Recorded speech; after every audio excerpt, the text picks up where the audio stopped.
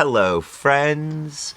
Welcome back to Sunday Shenanigans with me, your host, Trevor Stewart 1308, and we are here today with the ASOC Prod Cat and the Peanut Gallery. Thanks for joining us, friends. I know I saw Master Rasta in the chat there. Thank you. Good to see you. And Chaotic Techno Wizard, who is also the Peanut Gallery. Good to see you.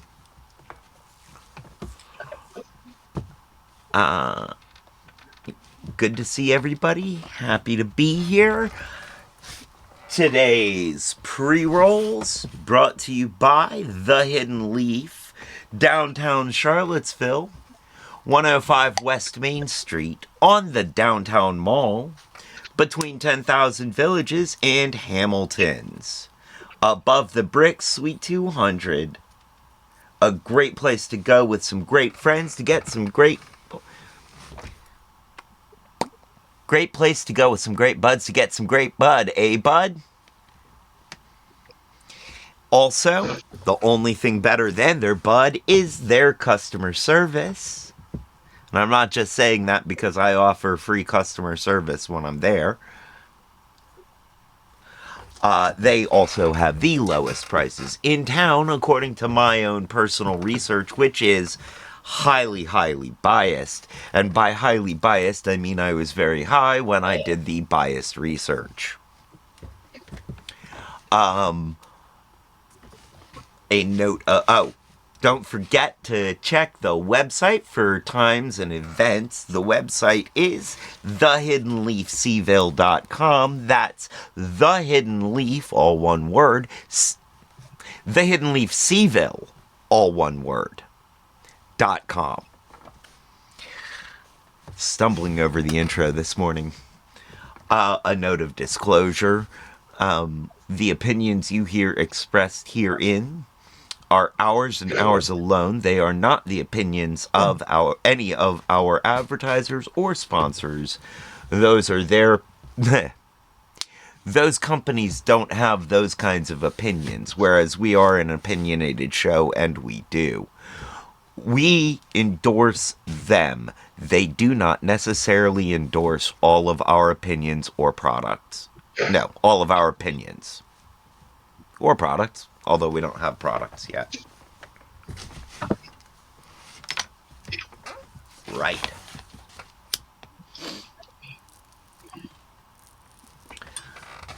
So, friends, we are here to play along with this week's Wait, Don't Tell Me on NPR. This week it's going to be a clip show, so, you know, should go pretty quick. Should be pretty chill. How are you all doing today? Stuffy, itchy, had to turn on the heat kind of day. Sounds like you're coming down with a cold. No, I am slowly rehydrating after spending most of the week in a wood fire heated environment. Yes. That makes sense. Yeah.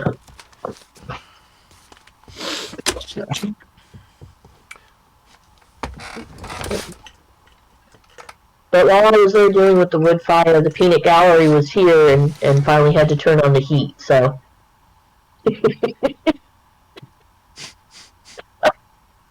I refuse to acknowledge such a thing. Yeah. The life cycle of a modern mimic. 1 to 5, Amazon packages of increasing size. 6 to 7, trash cans or junction boxes. 8, dumpsters. 10, an abandoned mall. Alright, 10 needs to go up to like 15, and 10 needs to start with the abandoned Dollar General and work its way up to a mall with Spirit Halloween advertising. Ooh, I like it. No, my mission should just be Spirit Halloweens. Yeah. Because they're various sizes. True.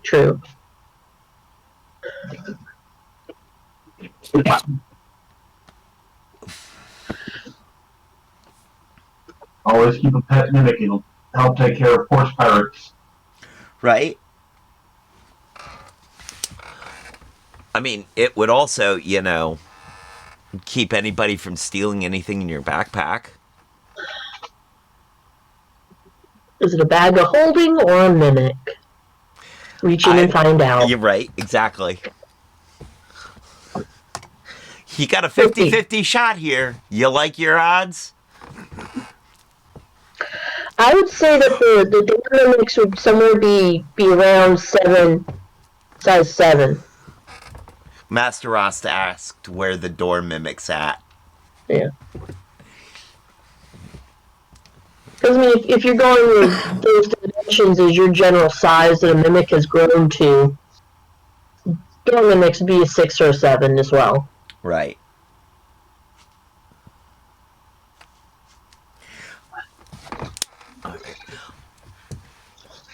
I'm not entirely sure we're going to... that beaded entrance. What? Oh!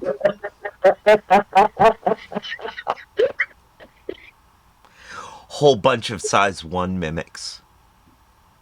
Oh.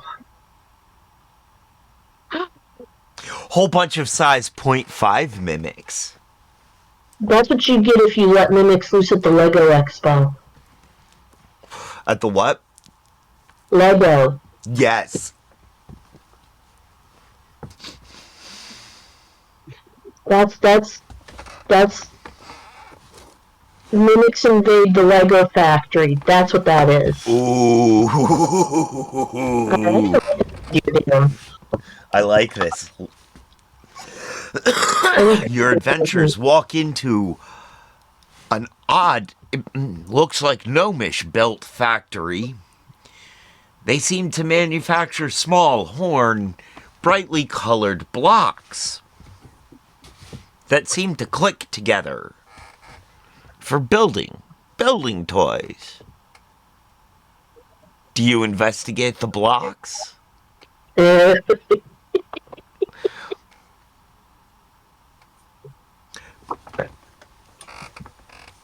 When the DM says, "Do you investigate the blank?" you never say yes. That would make one heck of a holiday one shot. Right?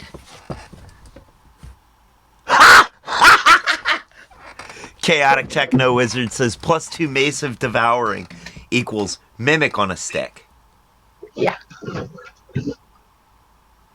I like that. Or just, it doesn't even have to be on a stick. If it's a mimic, it could just mimic the whole weapon.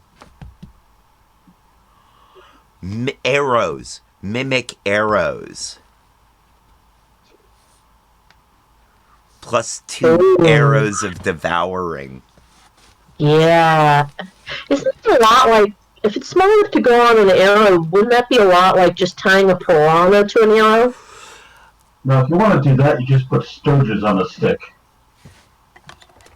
Right? But no, the mimic would be the whole arrow.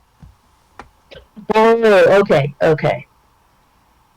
Yeah, so the sturge on the stick would be more effective in killing an opponent, unless it's undead. Right. You just have 2 quivers. Sturges and mimics? Yeah. But you keep them separated by color. The ones in the red one are the mimics, the ones in the gray one are the sturges. That way, the sturges and the mimics don't eat each other. Or you crossbreed them. Can you do that? Stygics? Merges? Well, how do you think an owlbear was made? Magical Very, crossbreeding. very carefully. I'm adding that idea down too. How do you think an owlbear was made?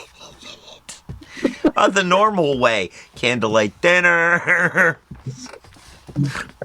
Now, look, in Vegas, all I was is an owl and a bear ended up at a love spring together, and things happened. I Because have to imagine. everything happens. I have to imagine there was necromantic magic involved.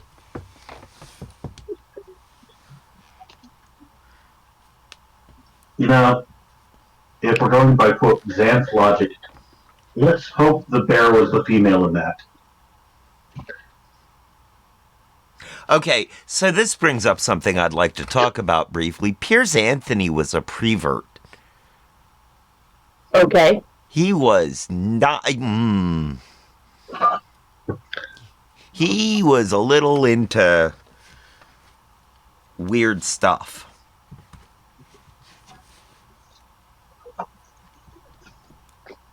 Care to expand?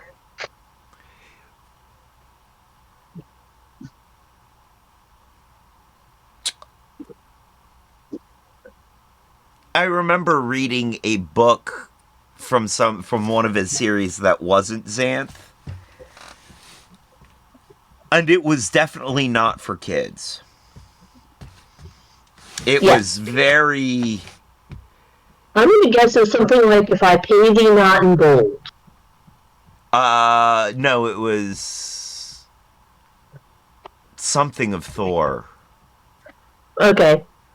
But they spelled Thor with a P. Oh. Yeah. Very... Okay.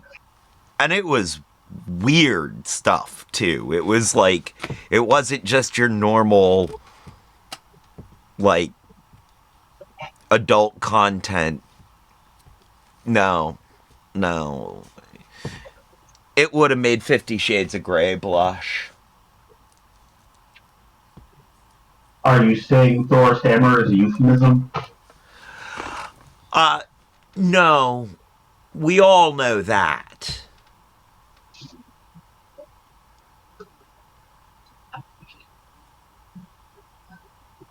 We're all aware that Thor's hammer is an absolute euphemism. No, it was more along the lines of, like...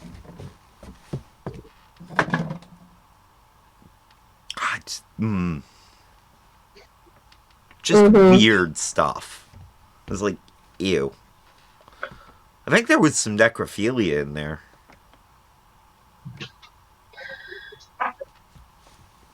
Honestly, it sounds like one of the ones that he wrote with someone else. No, I don't think so. I think it was just him. Reminds me of one of my favorite jokes. I'm a necrophiliac. Can you play dead? Now, what do an alcoholic and a necrophiliac have in common? They both like cracking open a cold one. Exactly. I don't feel good about either of those jokes, by the way. No. Do they make you feel dead inside? Kind of cold. No. But what they don't make me feel is stiff.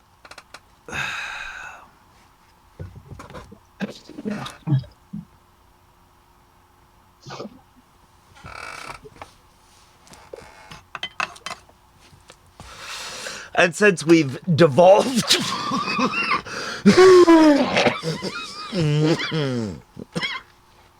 since we've devolved to there, let's move on.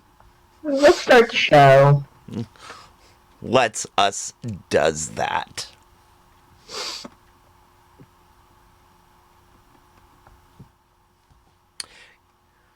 You should be able to hear.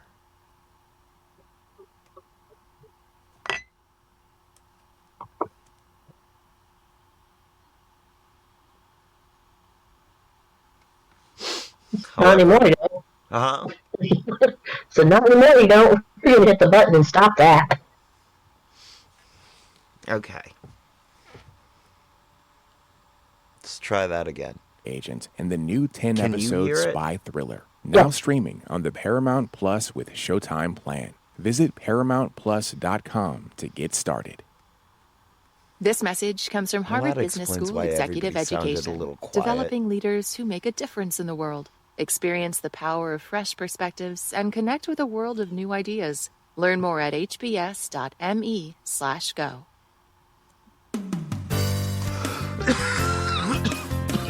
From NPR and WBEZ Chicago, this is Wait, Don't Tell Me, the NPR News Quiz.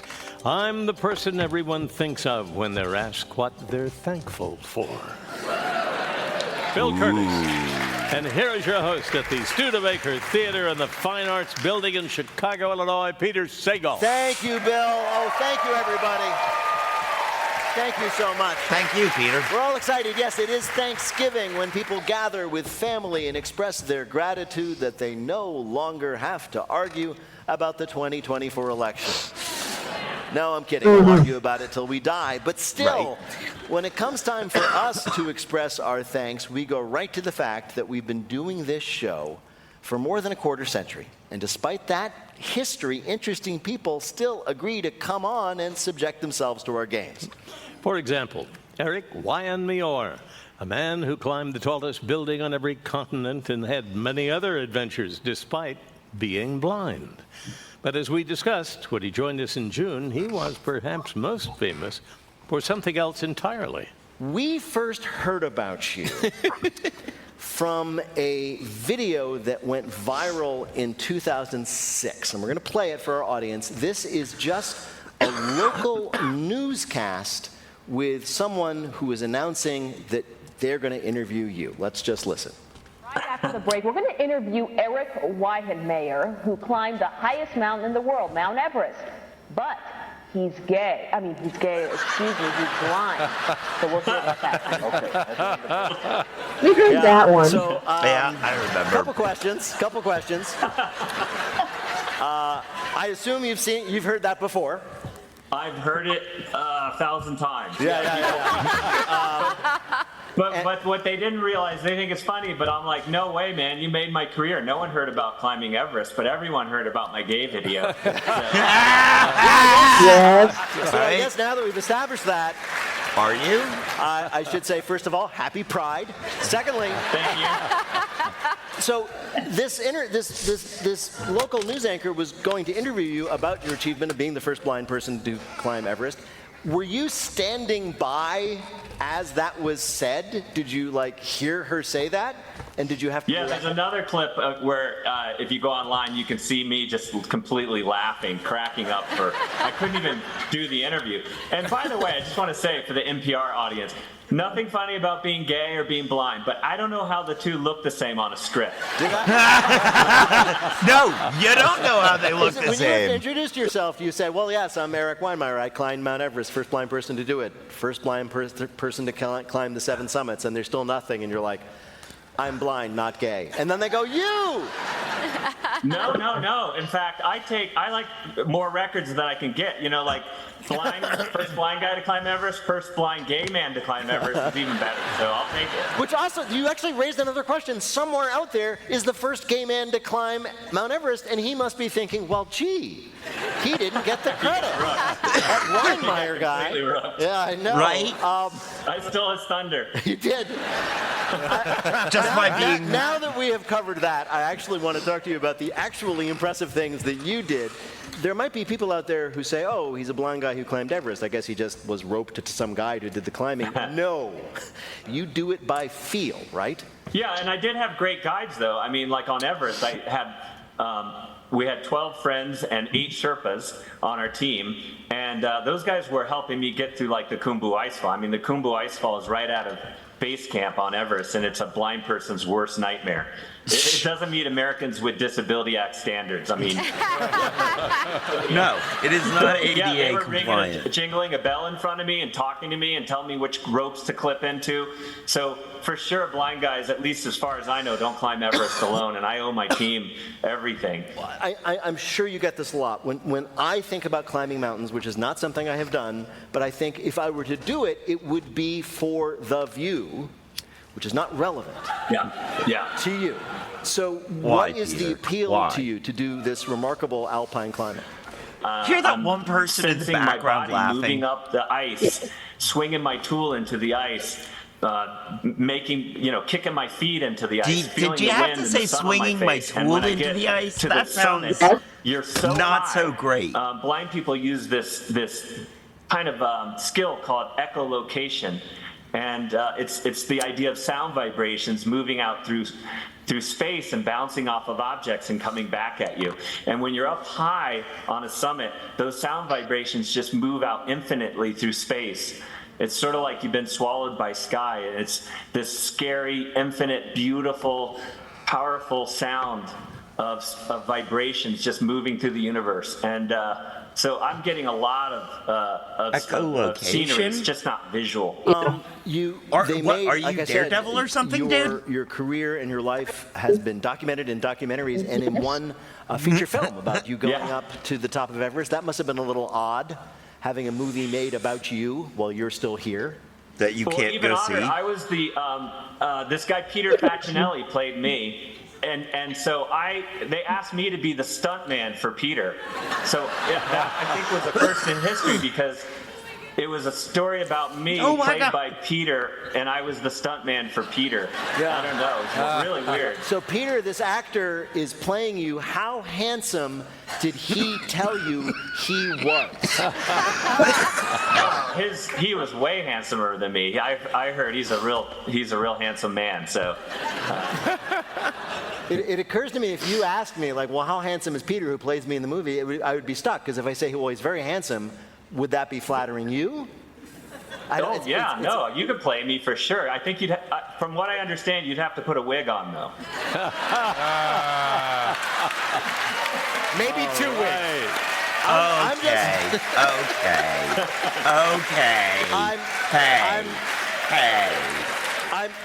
I'm so disappointed. Who told you? Because this entire conversation, I have felt so free and unburdened for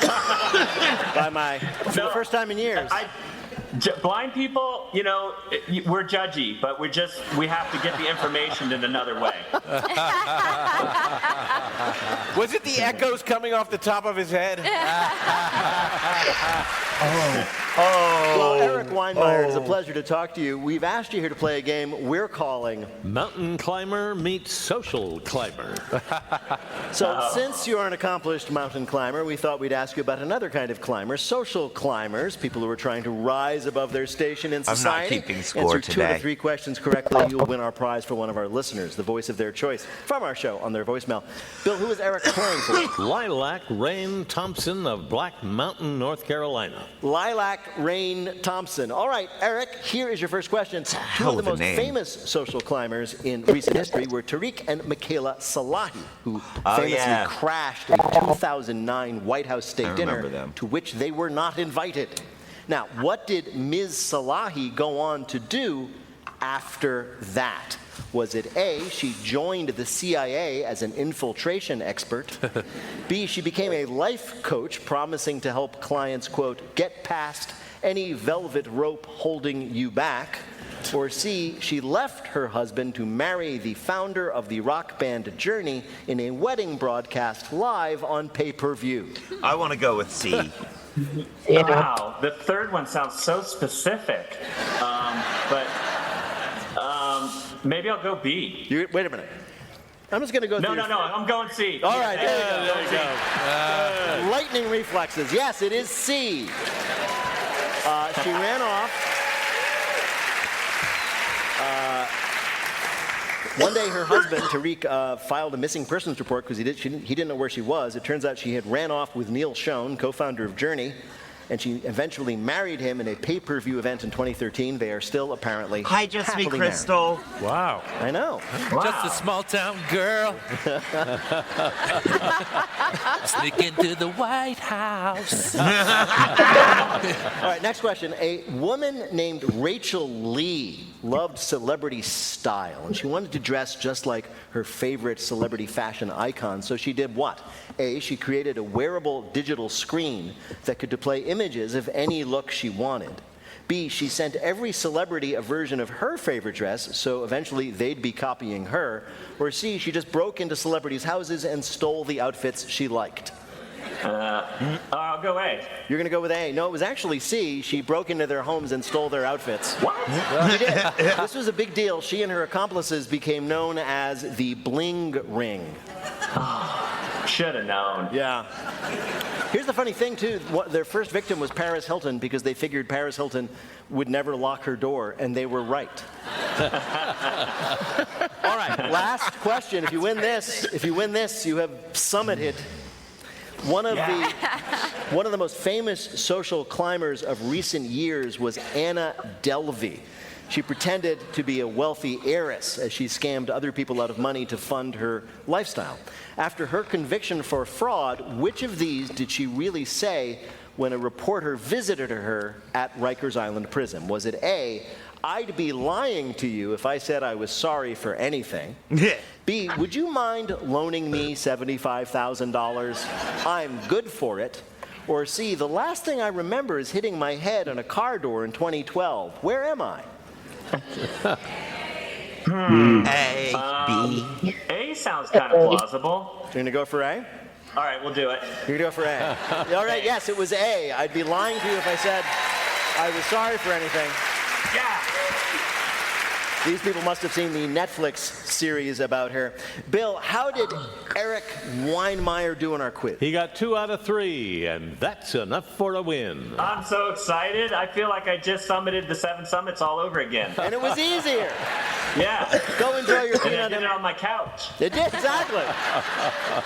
Eric Weinmeier is an adventurer, activist, speaker, and the first blind man to summit Mount Everest, but not, despite what you've heard, the first gay one. Eric Weinmeier, But is he thank you for gay? joining us on Wait, Don't Tell Me. Is he What a great single? pleasure to talk to you, sir. Can I get his number? Bye-bye. Is he I don't worry about that. Pick. When we come back, the strongest Who would person pick I've ever this? known. And with a medal to Sorry, show I for can't it. do that with That's a when we straight return with face, more Wait, Don't Tell Me from NPR. You can't do anything with Hey, a it's Peter straight face. Sagal. Before we get back to this show, I just want to take a moment to talk about what makes Wow, Wait, and everything you hear dude. from NPR possible. People who complain about something terrible novels, maybe a leap yet to do, like a chance to play work. And by the way, podcast and the following, you should have to plan for to your goals. Find your push 2008, I went out at onepeloton.com. This mess. Okay, wait. Let's back up. Can't do anything with a straight face. I mean, yeah, I kind of have a queer face. Looking at you queer now.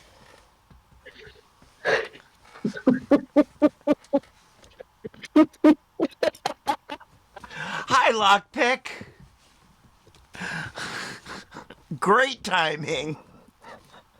Yes. As always. At least we're not talking about dipping, Dipping sauces again. right? Oh, Lockpick, my face is always queer for you, love. And now I've lost count. Sorry, I didn't mean to make you lose count. Oh, no, it happens.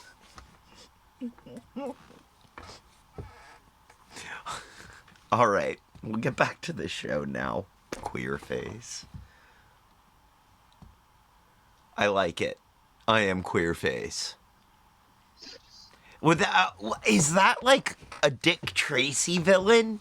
Do I get to be a Dick Tracy villain as queer face? You should be.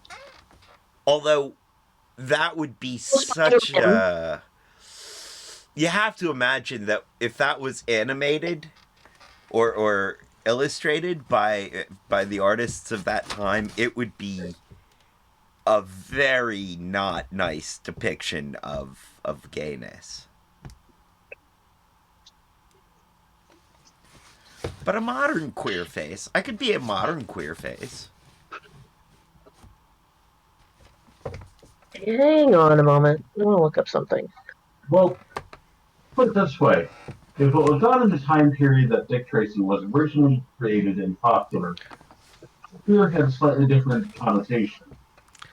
That's true. Yeah. And I'm as much of that kind of queer face as I am the other kind of queer face.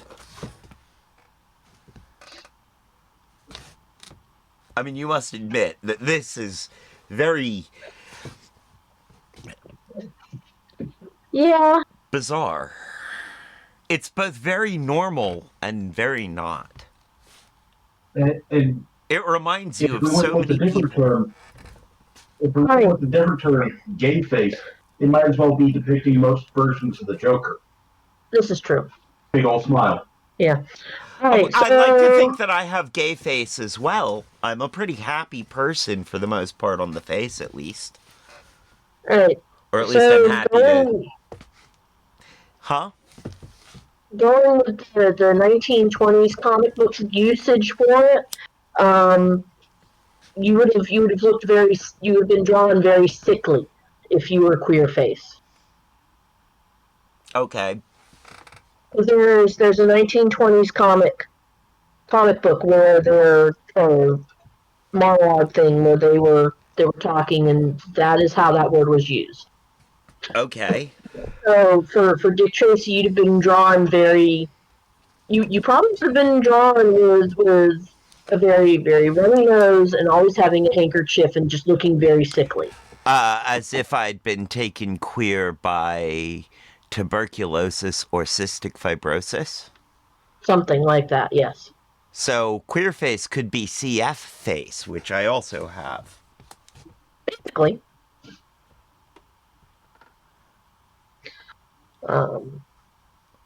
You're saying you are a man of many faces. Either that or I'm a face of many men. As long as we do not reenact the scene from Return to Oz, I'm fine with however many faces he wants to have, as long as they all stay on one head. Oh, they can all stay on one head, and then he could be a He-Man villain. That works too. Mr. I'm fine with He-Man villains. Yes. Actually, he was one of He-Man's compatriots, not a villain. Right. Still, that is totally fine. That is far better than the nightmare fuel of the closet of heads. But I think my name is queer face or gay face would work. Mm-hmm. In fact, okay, so here's the logo idea. It's the comedy tragedy masks. That's actually pretty accurate. And gay face, queer face? Yep. Yeah. That would be very accurate. And we do that with some very stylized version of my face. Mm-hmm.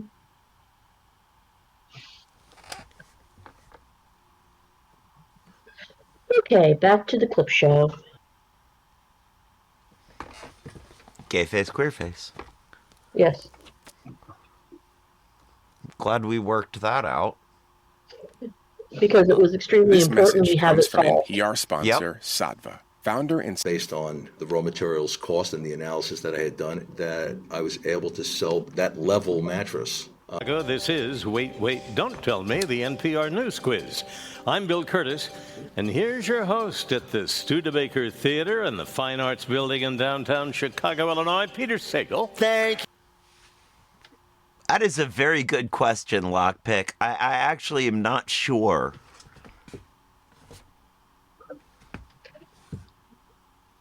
What would you change about my... I think more simplified. Just simplify the face a bit. Take detail out. Make the eyes larger, make the mouth more pronounced so that when you do the happy look versus the sad look, it's clearer. Yeah. Yeah, okay. And unfortunately, probably make the nose more pronounced as well. Oh, Lockpick. That was great. You already walk around with a real simple look on your face, though. Oh. No, Lockpick. I'm only simple for you.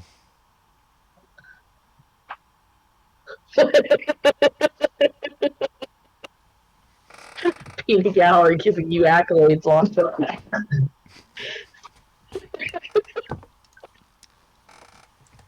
Hashtag simple love.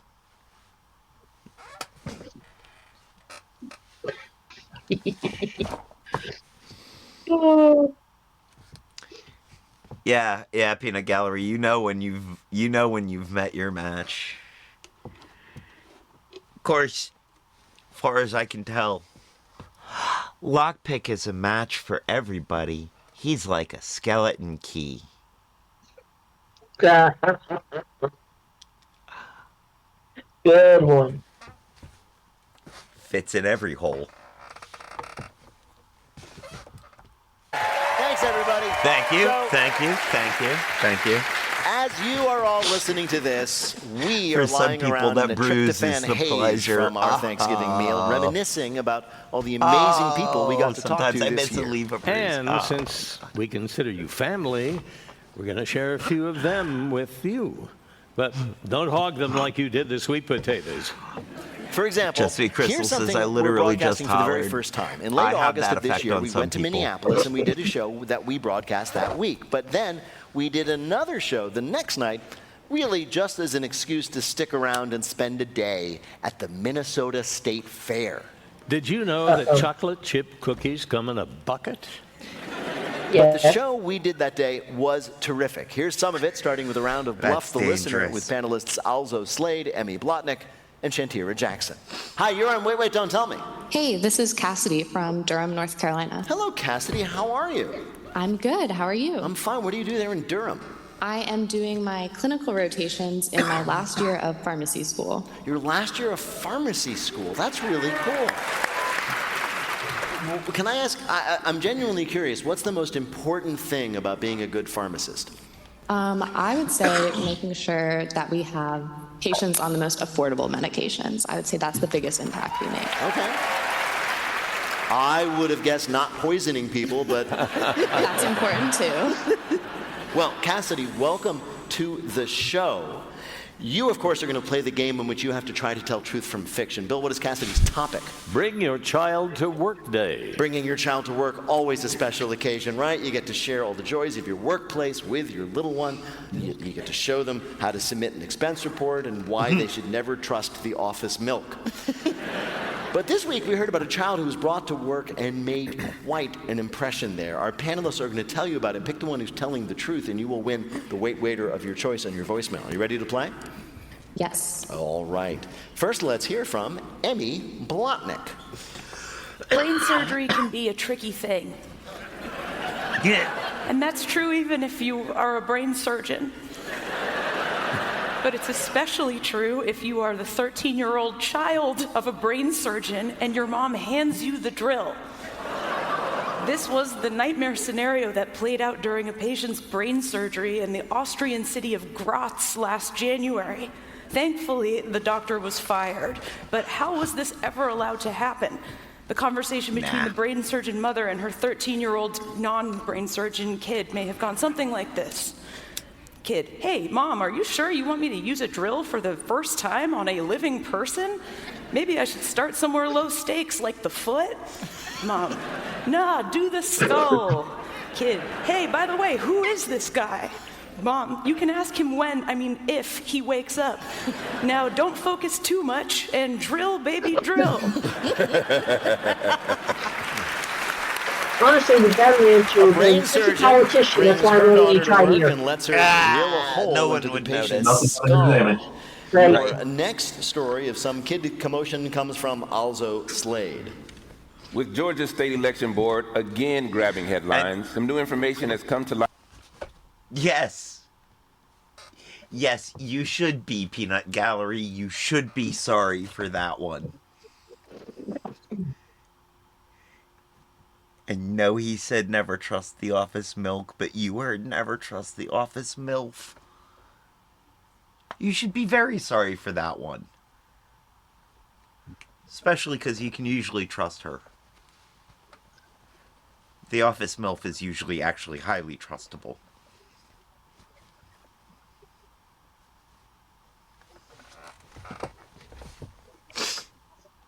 During the 2020 election, A new investigation had proved there was, in fact, tampering with the ballots in 2020. A Republican election official in Valdosta brought their 9-year-old Simon to work on Election Day to show him real-life democracy in action. However, after coming to the conclusion that democracy is boring, Simon pulled out his arts and crafts to entertain himself. Within minutes, he had an idea to liven up the voting process by creating ballots of his own. Turns out there were only 20 ballots that had to be thrown out after they found glitter, Elmer's glue, and construction paper with one question written on it in crayon. Will you go out with me, yes or no? Aww, An election cute. official I in think Georgia you could brings do that. his kid to work, and he That sounds actually very introduces plausible. election fraud. Your last Office of OMG comes from Shantira Jackson. A jeweler in Southern California was accused of stealing his customers' jewelry when it was discovered that boxes that were supposed to contain priceless items were swapped out and replaced without his knowledge. It turns out that his 7-year-old daughter was making friendship bracelets for an upcoming Taylor Swift concert. And when she saw how boring all the jewelry her dad was selling looked, she decided to pull them out of their velvet boxes and swap them with more festive and colorful Taylor-themed friendship bracelets. When asked why she would do such a thing, she simply claimed that she didn't think diamonds were a girl's best friend because every girl's best friend is Taylor. That sounds plausible too. That Here are does your choices. too. Somewhere, somebody I'm brought their going kid with- to work I'm and something going went with wrong. B, Was though. it from Emmy You Bachman, go brain B, I'll surgeon take who C. let their daughter just, for the experience of it, drill a hole in a patient's brain? From Alzo Slade, an election official who brought a kid to the counting house and he ended up, shall we say, forging documents and ballots? Or from Shantira Jackson, a jeweler's kid who decided that what those Beverly Hills type people needed was not diamonds and rubies, but Taylor Swift friendship bracelets. Which of these was the real story of a kid coming to work and messing things up? I'm going to go with the brain surgeon. You're going to go with a brain surgeon. Yeah, why not? Absolutely. Okay, that's a good choice. Well, to bring you the correct answer, we spoke to someone who reported on the real story. I'd generally be mad if anybody was drilling into my head. If then to Whoa! wake up and find out that it's a 13-year-old girl, I would hope that she at least watched some YouTube videos about it or something. That was Louis Prada, writer from Vice, who reported on the junior brain surgeon in Vienna. Congratulations, Cassidy. You got it right. videos. You earned a point for Emmy just for telling the truth and for acting out the scenario. Thank you, Emmy. But you have also won our prize, any voice from our show you might choose. Thank you so much. Thank you. Well, no wonder the other two sounded so plausible. And then, Yeah. since the Paris Olympics had just ended, we decided to talk to an actual Olympian about what it was like. And now the game we call Not My Job. The best thing about this summer's Paris Olympics was that thanks to streaming, you could watch any sport you liked, and the best I sport to remember watch this one was vaguely. weightlifting. No complicated tricks with weird names, no incomprehensible judging, just people picking up enormous weights or not. In the course of just 4 years, Mary Tyson Lappin went from complete rookie to Olympian weightlifter representing the U.S. at the Paris Games. She grew up just over the border in Eau Claire, Wisconsin. We're delighted to have her with us here. Mary Tyson Lappin, welcome to Wait, Wait, Don't Tell Me. I wasn't kidding. I watched weightlifting because I was able to. Yeah. Thank God you finally got some attention. And I was fascinated because I don't understand the first thing about it. So let's start at the basics. You pick up weights, is that right? You lift them. Yes, Okay. obviously there's a little bit more to it than that, but at the end of the day, it's a very simple sport. It's whoever lifts the most weight wins the meet, and you want to try to be as strong as you can, and that's who gets to win. So in the Olympic weightlifting, there's basically 2 different events. Yes. And you're going to say them because I can't without blushing. Okay, so we snatch, and then we clean and jerk. You snatch and clean and jerk. Yes, the snatch is from the floor, and you're going straight over your head without stopping. The clean and jerk is you're going to clean it, pull it to your shoulders, take a little rest, not a break, it's like a second. Yeah. And take your You don't breath. stop and go get a cup of coffee and come back. You take a 1-second rest, or basically enough to recover and get your breath, and then you push it over your head. So typically you clean and jerk heavier because you get that little short rest, and that's the lift. You add the two up, and that's your total, that's your score, and that's where you decipher where you're going to place. In the off season, you don't lift weights at a regular gym. Like, you're not at 24-hour fitness or nothing, right? No. There are people that go to gyms like that, but most of us have like weightlifting gyms where it's like people during kind of what we're doing, because it gets kind of distracting at times, and I try to avoid it because I get like kind of embarrassed in gyms like that. I was about to say, but Mary, you never get the temptation to just walk into a 24-hour fit and just flex on these fools. I never ever do. You know what I'm saying? No, you should walk into like a 24-hour fitness with your USA singlet on and be like, yeah. What? No, I do not get the temptation. Some people do. Some gym bro standing there with two 50-pound barbells, Yeah. and you pick him and them up at the same time and put them back in the rack. Yeah. That would Put be him awesome. back in his car. Speaking of stupid questions, does anybody, like, for example, oh my God, you're an Olympic weightlifter, could you pick that up? And they point to some like yeah, all the object time. near Yeah, you? all the time. Right. Does that make her a pickup Lift that? artist? I'm like, well, It does. Can I ask you a little bit about the Olympics? Yes, yeah. So Did you we got to use be that on the joke boat already? in Yes. the boat parade? Probably. Was Don't that care. fun? It looked like We're doing runs, we can do runs. Training. It was fun. I will say Fair it's fun. I'm enough. not going to say it wasn't fun. It's not what I imagined.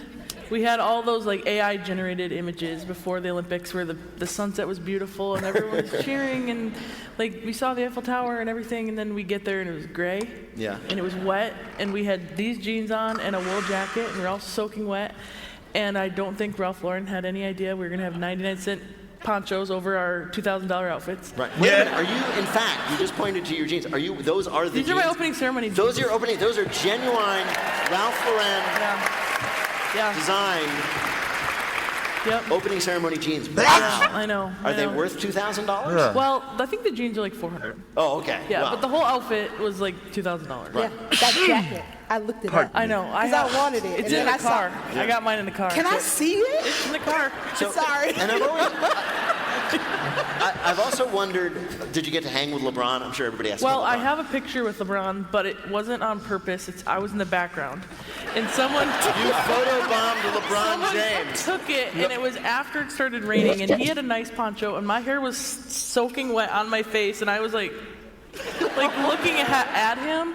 So I won't share the picture because I look really silly. Wait a minute, Mary. To be clear, LeBron James has a picture with you. Nice, Alzo. My God. My God. You got to do one of those promotions, those little cute movies that NBC did with Snoop Dogg. Yep. And just like Michael Phelps, for example, taught Snoop Dogg sort of to swim, you taught Snoop to lift. Yes. How did that go? He actually did a pretty good job. I pretty much just, everyone asked me what my strategy was because I said I did a good job. So I said my strategy was basically coaching a kid that's never touched a barbell before. Probably was. And he did a really good job. Coaching a kid who's never touched a barbell and is stoned. Yes. Well, that's what you just do. You're just like, well, that's why it's like imagine catching this a barbell is a 25-pound joint. Yeah, basically. Yeah. No, but that doesn't work, Alzo, because at the end you have to drop it. Yeah. But anyway, so you're saying. He did a really good job. He wanted to lift more weight than I would let him. All right. And I said, I think it's a terrible idea. Let's stick with the little ones. And then he asked if his producers would crop big weights in, and I think I did see a video of that. Just to get a sense, so Snoop Dogg is a grown man. Yes. How much weight did you have him lift? First we started with a broomstick. I saw that. So you had him lift his body weight. Yes. He's really skinny. And then his final weight we lifted was 15.5 kilos, which is maybe like 35 pounds. Wow. Yeah. So that's twice his body weight. What was your starting weight at the Olympic finals? Like 300 and... That's it? That's all you gotta say? That's all you gotta say. That's all you gotta say. We believe you. We believe you, yeah. Mary Tyson Lappin, it is just a pleasure to talk to you about what you do. And we have asked you here, though, to play a game that this time we're calling The Bad Kind of Lifting. So, you're an expert on weightlifting, as we have been discussing, but what do you know about shoplifting? Correctly answered two of our questions about the 5-finger discount, and you'll win our prize. One of our Whole listeners, thing, Bill. over her head. Who is Mary playing for? Jessica Nelson of St. Paul, Minnesota.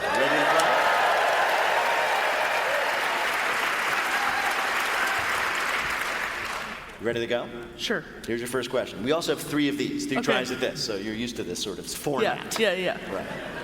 Here's your first question. Not every shoplifter is caught, but a man in Scotland who stole a bottle of vodka from a liquor store was almost immediately apprehended because he did what? A, he took 2 steps out of the store, guzzled the entire bottle, then passed out right there. B, asked the cashier on a date and left her his full name and telephone number. Or C, came back 20 minutes later and said, "Oh, I'm sorry, I forgot to steal some tonic water." I'm going to go with B. You've met men. Yes, you're right. Yeah, that's right. You've met men. Yeah, you know. All right, here's your next question. You handled that well. That was an easy lift for you. Yeah. When a security guard at Target once caught a teenager shoplifting, as he said later, he didn't want to, quote, ruin a kid's life for stupid mistakes. So what he did was he just called the police department. They said, send over an officer and just give this kid a, scared straight type speech. One problem. What? A, they took him literally, and a film crew from the Scared Straight TV show came along, so everyone knows what she did. B, the officer that showed up to give her a talking to was her own stepfather. Or C, the policeman walked out with a candy bar she stole without paying for it. I'm gonna go with B. I'm going with C. C. No, wait a minute. They're saying C. Okay, I'll go with C. You're from Wisconsin. They're Minnesotans. True. I'm just saying. My sister lives in Minnesota. Your sister lives in Minnesota. Yeah. But I'm just saying there is a rivalry. Let's go with C. You're going to go with C. No, actually, it was her stepfather. Oh. Yes. All right. This is what happened.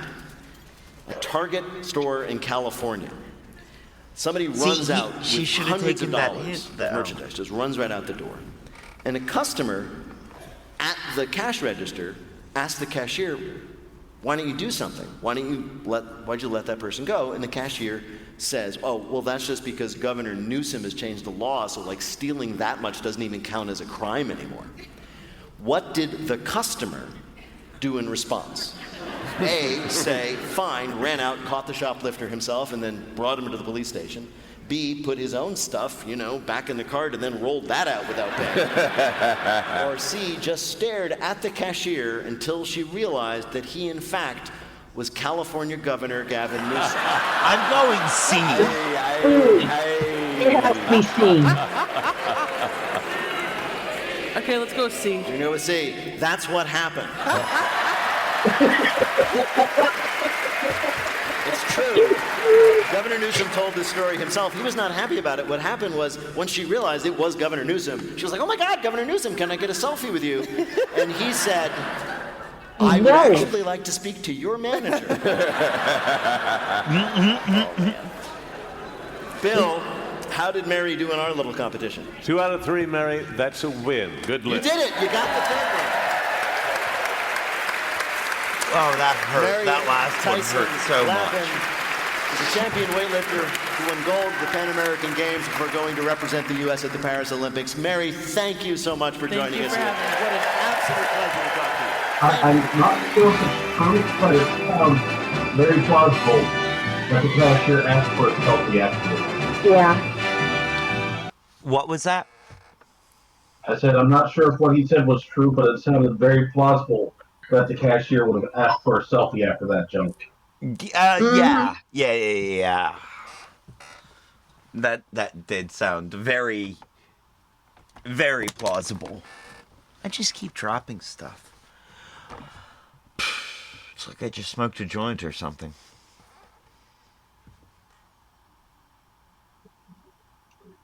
Actor Maya Hawke and an artist who is the undisputed master of his chosen medium because as far as we know, he is the only guy making sculptures out of gum wrappers. That's when we return with more of Wait, Wait, Don't Tell Me from NPR. This message comes from IBM. Free 100 for marketers to remix the NPR News Quiz. Today's pre-rolls are brought to you by The Hidden Leaf, downtown Charlottesville. 105 West Main Street on the downtown mall above the bricks, Suite 200 between 10,000 Villages and Hamilton's. A great place to go with some great buds to get some great buds. Eh, bud?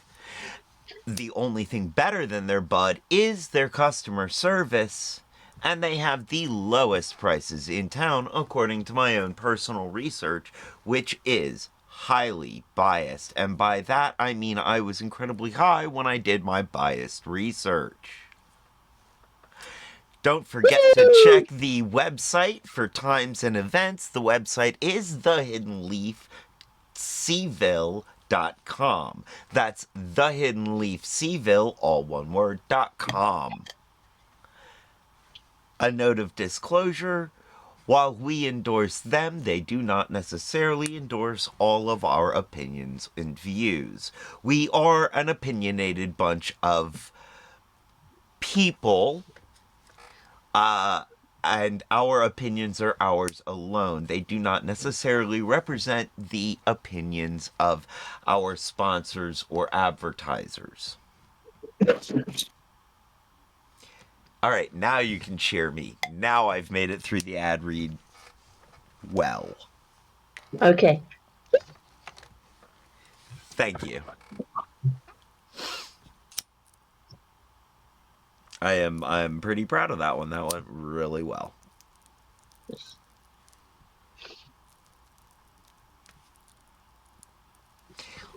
Almost like I just smoked a joint.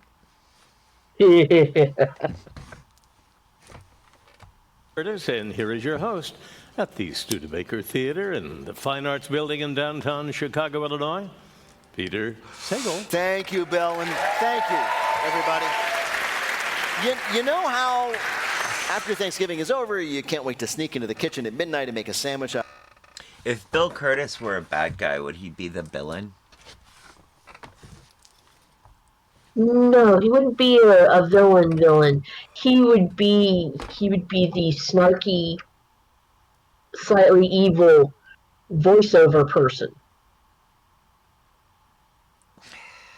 The narrator who is giving the villain hints on how to do better. He'd be a Bill-in. Yes. Not, which is what I said. Okay. I don't. You might have heard. You might not have heard. You might have heard the V, not the B, when I said it originally. I think that is exactly what happened. Yes. Would he be the? Because I wouldn't stop to say villain. I mean, you might if you were distracted enough. I'd like to think that I would not pause the show without a joke locked and loaded. This is true. I'd like to think, or at least something important to say. That would have been almost complete non sequitur. That is not outside the realm of possibility for either one of us. That's fair. But I'm not that high.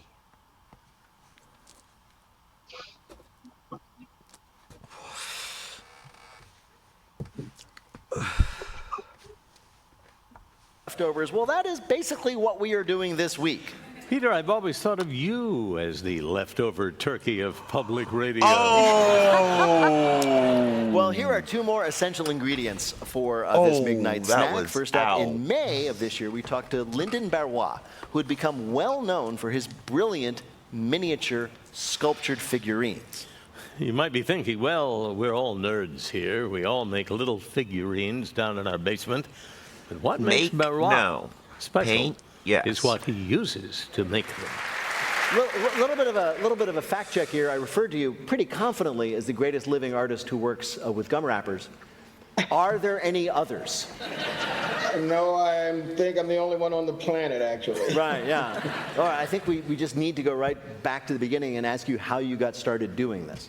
As a kid in New Orleans, I just grew up making things all the time, out of, discarded phone wire, aluminum foil, anything I got my hands on, clay. And then, when of the tons of gum that my mom chewed, and I discovered, her discarded wrappers were paper on one side and foil on the other, I had the idea that if I sculpted it with the paper side out, I can color it. I remember this guy. And boom, the light switch went off, and, here I am. Right. It got me here. I know. In your magnificent mansion made entirely of gum wrapping. And this is where one of my few times that I'm sad I'm on the radio, because I would love for people to instantly see these, but what people need to understand is, like, these are not, I don't know, little stick figures. They're incredibly detailed, miniature, full-body portraits. Oh, he's holding one up now. Yeah, and the two you're holding up are football players. And was that what you... Was that where you started? Because I know that one of your first major projects was football, right? Well, yeah, that was the first solo show I had, but I actually started just from making drivers for Hot Wheels cars. So because, the cars are so cool, the doors open, the hood, the trunk, everything, but there's no driver, so it made no sense to me. And so I just started making I like that. That's where he went. Because that also bothered me about Hot Wheels. She did, but then the doctor told her she had to stop because she'd swallowed it and said, "This is not healthy, man." Wow. That's like the low point in your behind the music. Exactly. You have a day job, which is you do animation and special effects for Hollywood films, some very, very big. Yes, that has been the bulk of my professional work. I'm responsible for the creature work, the character and creature work. So, like, I've done everything from the Matrix trilogy to Happy Feet, the CG creature effects in those films, the ones that are brought to life, the actual characters themselves. I can't let you go without asking about what must be your masterpiece. I refer, of course, to Karate Dog. Oh my God! Were you aware, because we looked into this, that Karate Dog, of course a classic, but there are some people who are unhappy with Karate Dog because despite the title, the dog only does karate twice. Wow, I can't imagine. I never heard that criticism. Linda, it's fascinating to talk to you, and we have in fact invited you here to play a game we're calling... That there is a really big sculpture. Since you create very tiny sculptures, oh my God, we thought we'd ask you about big ones. Answer 2 out of 3 questions correctly about very large works of art, and you will win our prize for our listeners, any voice they may choose from our show. Bill, who is Lyndon Bauer playing for? Larry Sylvester of San Francisco, California. All right, you ready to do this? Yeah, okay, I hope I don't blow this. Okay. The ancient Olympic Stadium in Greece, where they had the Olympics, had a row of giant statues outside. Those statues served what purpose? Was it A, they were each posed as if they were doing a particular athletic event, showing which way you had to go to see that event? B, the names of athletes who had cheated were inscribed on them as a badge of shame. Or C, their arms and legs were posed to spell out the letters in Olympics, like, the YMCA dance. I'm going with A. I'm going to say A. You're going to go say A, that, like, if you wanted to go see the javelin, you went over to the statue that was holding the javelin and you went that way. No, it was actually B. If you cheated at the Olympics, they inscribed your name and what you had done onto the statues so that people would know and you wouldn't compete again. It was the ancient Olympic version of a photo by the cash register. Like, don't let that person in here. That's okay, you still got 2 chances. So once one of these big monumental statues goes up, it's rarely changed. One exception is the very big statue of the Duke of Wellington in Glasgow, Scotland. What change was recently made to that statue? Was it A, because historians finally proved his horse had been a mare, not a stallion? Certain items were removed. B, there is now an orange traffic cone permanently atop the Duke's head. Or C, after a sponsorship deal, his Wellington boots were replaced with Uggs. I gotta go with A on that one. They had to have made him a gelding. The audience is what is the audience yelling? B. The audience is yelling B, the orange traffic cone. I'm just going to lay that in front of you. B. Yeah, B. They were right, and now you are too. B. So what happened was, Sometime in the early 1980s, for reasons no one exactly knows, people just started putting this traffic cone on top of the Duke's head, and they'd take it off, and immediately somebody would come up and put another one on it. And it was such a pain in the ass to climb up and get it that they said, you know what, from now on, that's part of the statue. Problem solved. I love this because I'm learning things. You are, you know? Yeah. I know what your next sculpture will be. All right. One of the most famous large statues we have is Bob's Big Boy, whose figure looms over many of their franchises. That big statue played an important role in someone's life once when what happened? A, author Norman Mailer said he stopped drinking finally when a Bob's Big Boy looked down at him and told him to straighten out. B, Patricia Arquette told Nicolas Cage she would only marry him if he could bring her a Bob's Big Boy statue. Or C, all of the customers of a Bob's Big Boy were saved from the 1966 Topeka tornado by hiding inside him. B. B. You're going to go for B. You're right. Patricia Arquette told the story that Nicolas Cage had wanted to marry her for a long time, and she said, fine, if you want to marry me, you must complete this quest, and gave him a bunch of things, including J.D. Salinger's autograph and a genuine Bob's Big Boy sculpture. And he did it, and they got married and lived very happily for about 4 years. But let me ask Bill, for about 4 how did years. Lyndon Barrois do on our quiz? Lyndon got 2 right, and you have won. You have won a little tiny statue.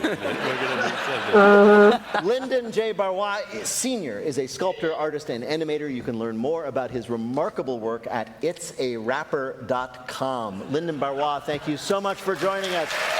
You're a genius, and we love talking to you. Take care. Thanks for having me, guys. This was too much fun. It really was. Take care. I mean. Yep. Support for the following message If you come from can't LinkedIn beat ads. a Bob's With Big LinkedIn Boy, ads, then you can don't reach ask me to marry spending you. limit, the cards. Journey through the heart of Finally, here's My whole life, it's an Dr. Maya Hawk. with thoughtful service, destination-focused dining, and cultural enrichment on board and on shore. And every Viking voyage is all-inclusive with no children and no... Viking voyages, by the way. Yeah. Small stops upriver. And all the loot you can gather. That's the part they don't mention about the Viking voyages, cruise liners, and all those like river trips, side trips they take. Is the number of short stops where you're expected to get off and collect loot and come back with it?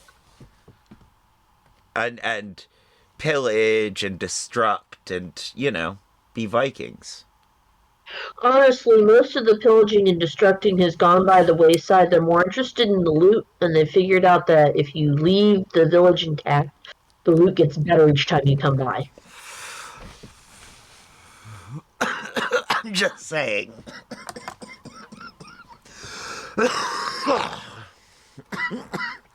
Discover more at Viking.com. Finally, here's an interview with actor Maya Hawke, who also joined us in May and talked with guest hosts Alzo Slade. Now, Ms. Hawke had also put out an album of original songs, so Alzo asked her what came first, singing or acting? I've done them both my whole life. It's a notoriously terrible career choice. It's like you try to do one thing well, and then you're like, hey, look, I could do another thing badly. And then everyone makes fun of you. But it's fun, and I've been doing it forever. So you've been a singer-songwriter forever. Like when you're like 4 or 5 years old, what are we talking? I'm talking like 7, 8, but I was not a professional child in any way. What were you writing at 7, 8 years old? I was rewriting the lyrics to songs from the Hannah Montana TV show. You were dropping remixes at 7, 8 years old. Nice. So Stranger Things is what most of us know you for, and you entered in the 3rd season, and this show was like the most streamed show in the history of streaming forever throughout all eternity. True. And when I watched Stranger Things, it was nostalgia for me because I grew up in the 80s. Well, you're much younger than me. You're 25 years old. How did it feel playing a character that works in a mall that when malls really don't exist anymore? Right? You know, it felt a little bit like, being on the Nina and the Pinta and the Santa Maria. You know, it felt really... Whoa! Yeah, my people weren't on any of those ships.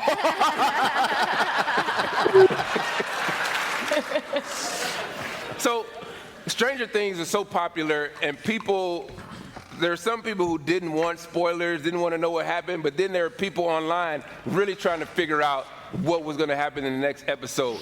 When people see you in public, where they kind of, jolt you to try to figure out what's going to happen? They do it all the time, even today, about the upcoming season. But the good thing about me is I can't understand what's happening in the show whatsoever. So I can tell them even if I wanted to. All right. I saw the trailer for your new movie, Wildcats. It looks beautiful. It looks amazing. Can you tell us a little bit about what the movie is about and the role that you play? Yes, I play at least 5 roles in the movie. I play Flannery O'Connor and characters in many of her short stories. And for those who don't know, she's an extremely complicated, curmudgeonly, unpleasant woman from the Jim Crow South who Christmas wrote a lot emote hunting, and also Crystal. died of lupus. That's my pitch. That was quick. And dark turn there real quick. Yeah, we want to see it. When I was in college, I was already obsessed with Flannery O'Connor, or drama school, and I had a boyfriend who wrote me a song about it, and the last verse of the song was, "The only thing I knew about Flannery O'Connor was that she died of lupus, just like her father." It's a solid approximate rhyme. Is that on the soundtrack? It plays over the closing credits when they do the big dance, the big Flannery O'Connor dance. Maya, do you have a favorite lyric of yours? Like, if you had to choose one of your favorite lyrics from one of your songs, what would it be?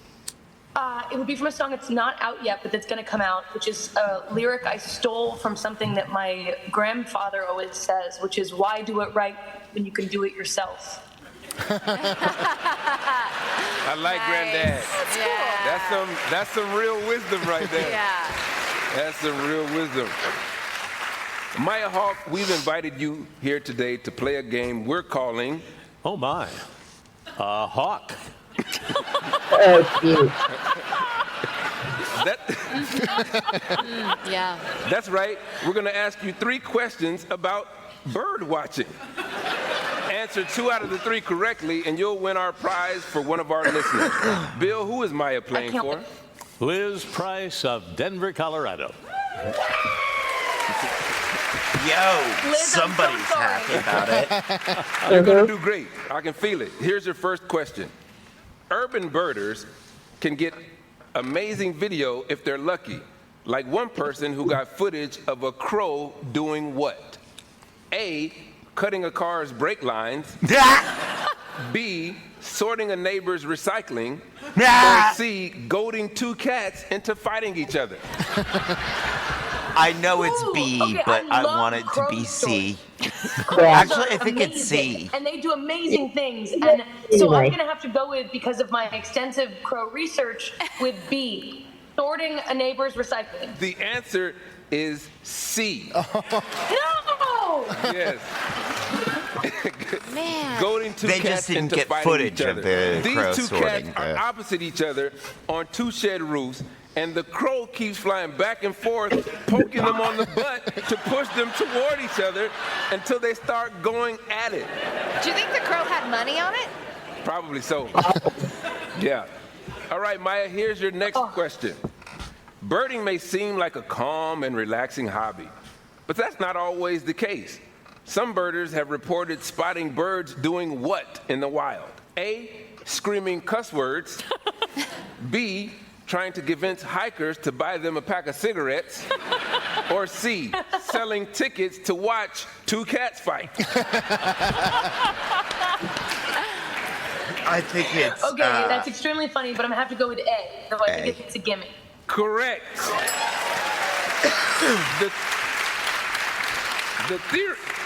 The theory is that captive birds who learned to swear escaped and taught the wild birds all their dirtiest words.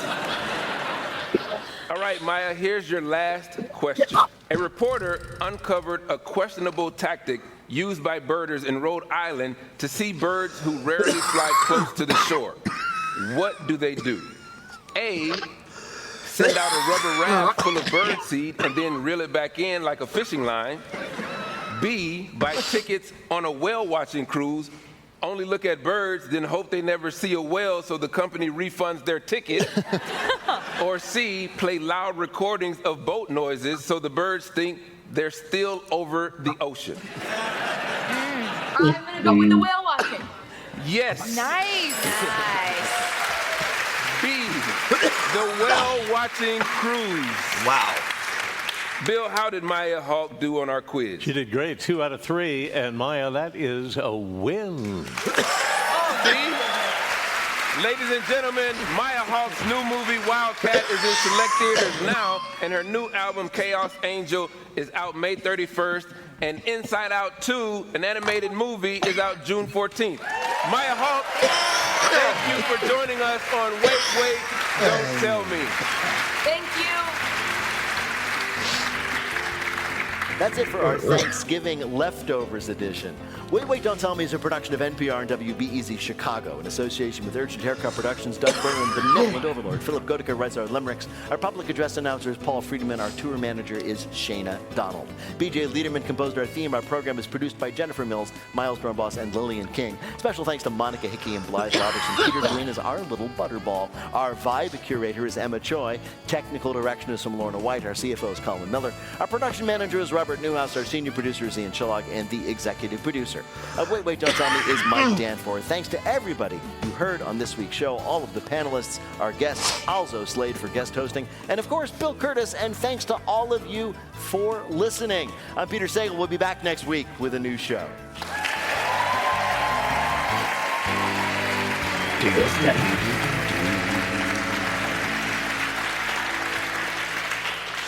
This is NPR. This message comes from Instagram. Recent.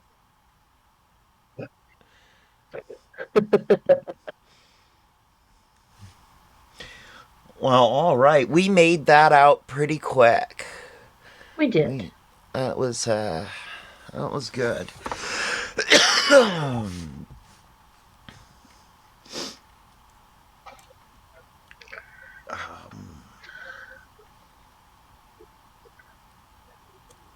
Well, friends, don't forget to stick around for the raid. We'll be raiding out to JB 1200. We're actually getting out of here early enough to go hit up JB 1200 in the Sunday No Pants raid train. So have fun, jam into some awesome tunes, and thank you for joining us. Thank you for joining us, Kat. And thank you for joining us, Peanut Gallery or Chaotic Techno Wizard in chat. Thank you, Just Me Crystal. Much love to you. Thank you, Lockpick. Much love to you. Thank you, Master Rasta 420. Much love to you, too. I think that's everybody who is in the chat. And now is the time on the show when I say, as they say around here, 2 up, 2 down, VA, double deuces. We're out, y'all.